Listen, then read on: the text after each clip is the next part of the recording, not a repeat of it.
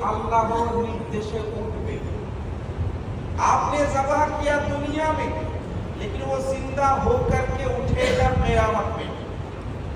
आप उठबे किभाबे?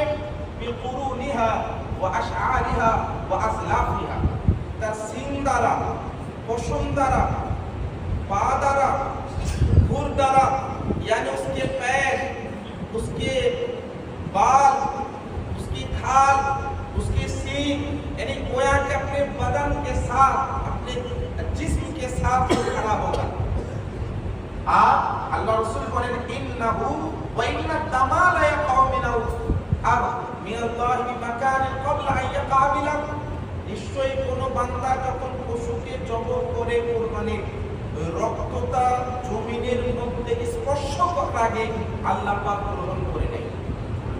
एक तो हुआ खून का बहना गिरना और एक होता है खून का जमीन में लगना, यानी गोया के जमीन गिरने में जितना वक्त लगता है, जैसे जमीन में टच करता है अल्लाह पाक कबूल फरमा लेता है।